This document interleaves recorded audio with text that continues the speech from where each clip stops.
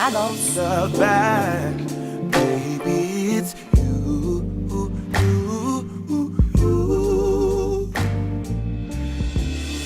Ano de? Truth or dare? Truth, malamang. Nagkagusto ka kay Jazz. Hindi.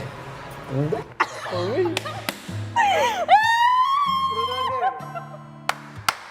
I feel it coming.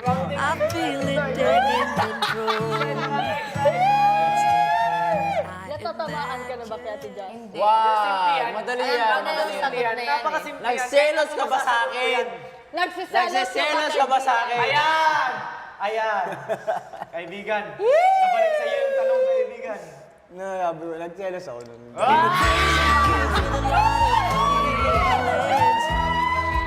Too proud to beg and too dumb for stealing.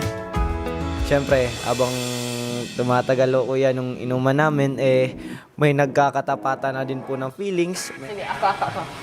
Ayusin mo, kakampi tayo. May pag-asa ba si JM after all lang ito?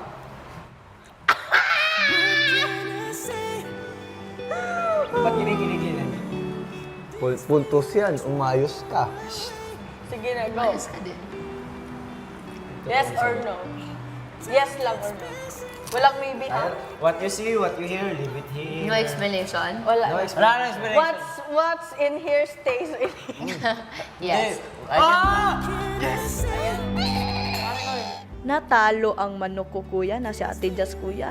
Nagpatalo, tiklop kay JM, kuya. Aba, hindi ko na alam kung anong gagawin. So yun, sinuportaan ko na lang. Huwag na yun, huwag na yun. Sige, ayan lang. Gusto na ipatanong ng aking madikit na kaibigan. Sige. Nagselos ka ba kay Piang? Ay! Ayun. Ayun. Ayun yung gusto kong malaman. Gusto ko malaman din yan. Wala bang consequence ko yung answer?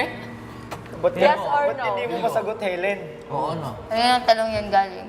Galing sa isa sa malapit kong kaibigan dito sa loob ng bahay ko. Si Fiangi. Si Piang eh. Nagselos ka ba kay Piang? Yung totoo ah.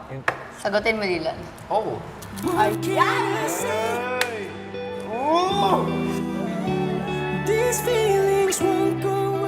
Siyempre kuya, bago pa ho yun nangyari kuya, alam ko naman po talaga na meron ho talaga silang pagtingin sa isa't isa kuya. Yung pinili niya si Fiang. Damn! Aray. Sabi ko, na sa'yo, Si Ate Jazz sana yung pinili mo. Ay. so sabi ko doon, tinanong ako ni Fiangi night na yun. One of those nights na sobrang ingay namin. Kung papapili ka, Dylan or Jay? Si JM. Sabi ko, Dylan's my tropa. But then sabi ko, nung pinili ni JM si Fiang, doon ko na-realize how great of a person he is. Tatanggal ang bro.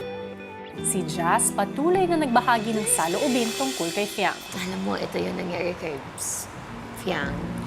Kasi it was the first time that Fiang really told me things. Kasi di ba, it was from she didn't trust me or she disrespected me because akala niya, it's just me as an ate.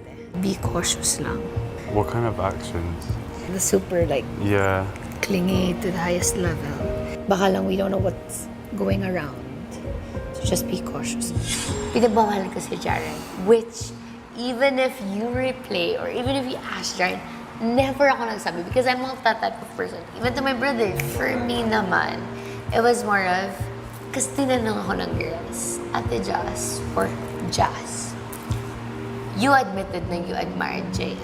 Fiangi was the person who asked you that. Are you comfortable that she keeps on hugging JM? Kahit tinanong niya na. and Actually, kahit yeah. alam niya Tanong na. ko yan sa inyo yan. Hindi ko alam eh. You never asked me that, pero Sige. ganon.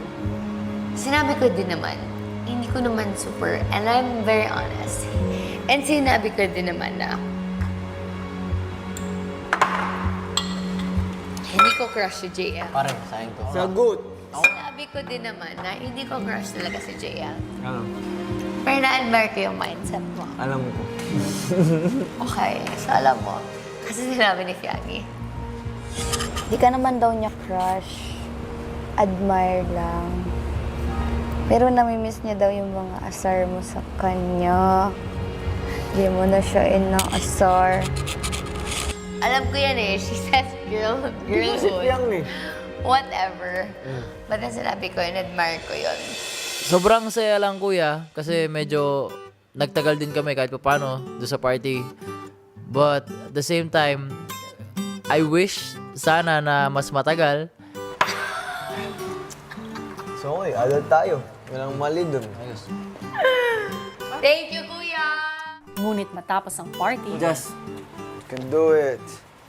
I need water. Sakay kulit ho kuya.